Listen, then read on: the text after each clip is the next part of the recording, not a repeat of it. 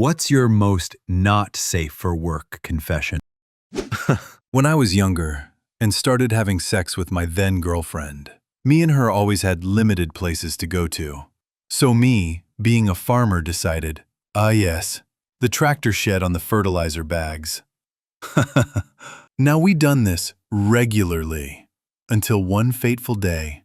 I thought my father was away and we were having sex per usual.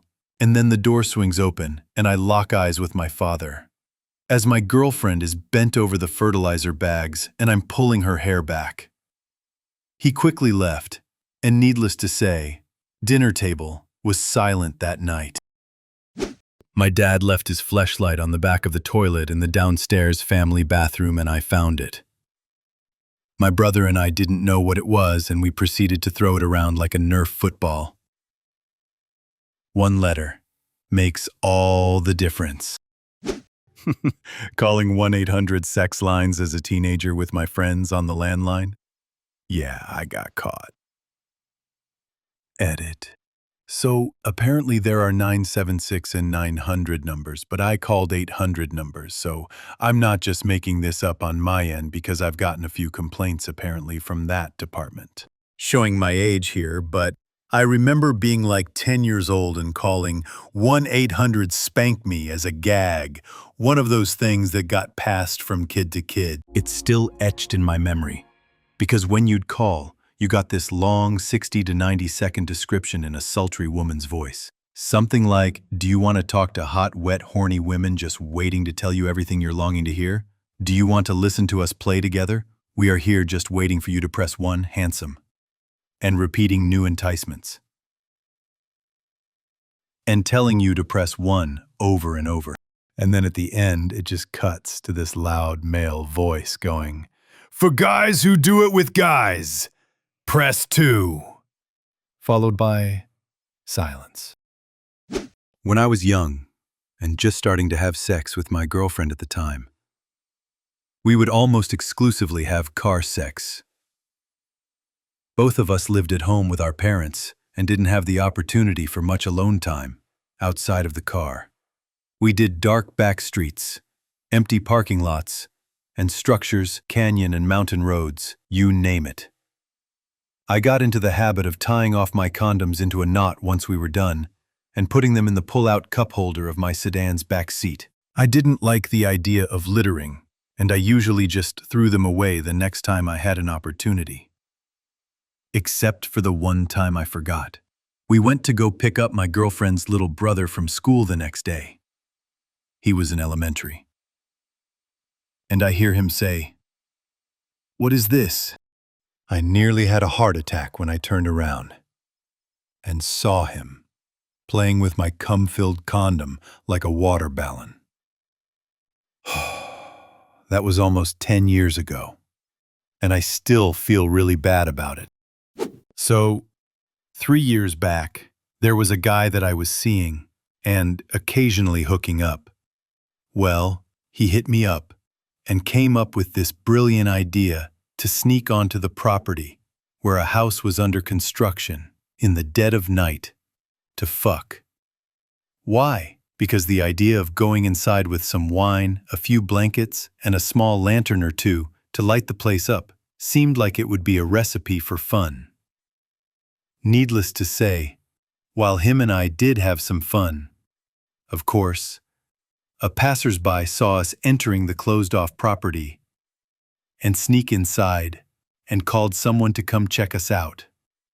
Thank God, though the officer was chill when we were honest about what we were doing and just let us off with a warning. When I first started watching Prawn, I found that I liked seeing women getting impaled by massive cocks, so I would search for massive cock.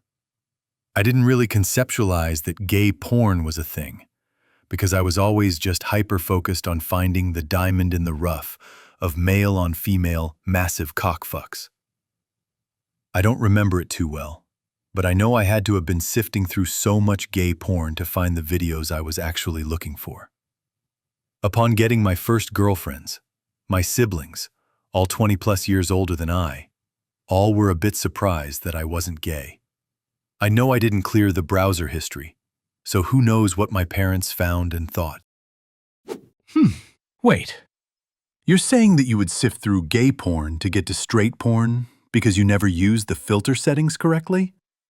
I don't know how old you are, but searches and filters used to be much less refined, if existent at all. To this day, my stepdad claims he caught me watching Asian prawn. And what's hilarious is he really didn't. She was Hispanic.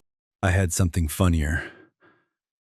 My bro was going out late at night and thought to tell someone before he leaves, but I thought everyone was asleep, so in the comfort of my room, I was having sex with a vacuum pipe. Forgive me, I was a prepubescent little shit. Bro turned the lights on and everything. I was flabbergasted. The mid to late 2000s and even into the teens were a wild time for me.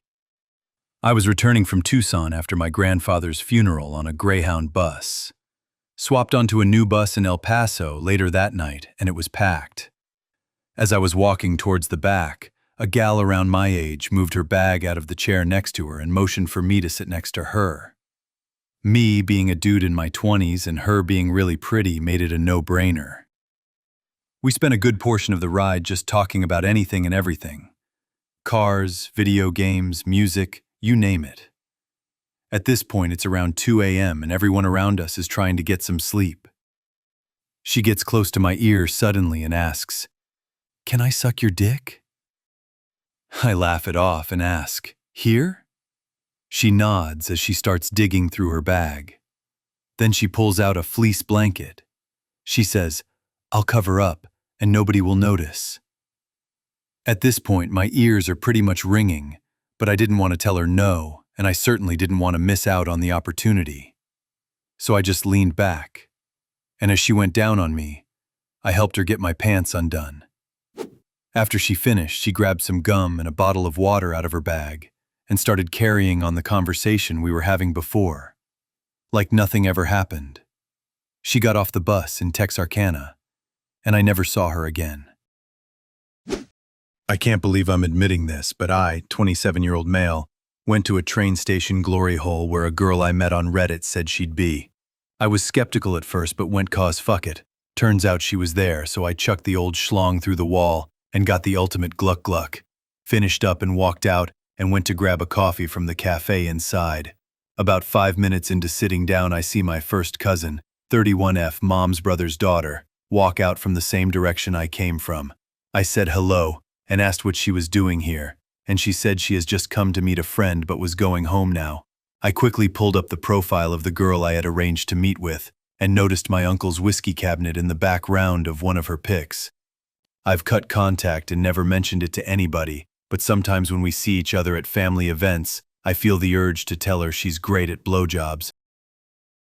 Thank you so much for watching until the end. Don't forget to subscribe so you won't miss the next videos. In the meantime, check out the other ones. They're already waiting for you. Share your thoughts on this topic in the comments and tell your own stories. Wishing you a great day, and see you in the next one. Bye-bye.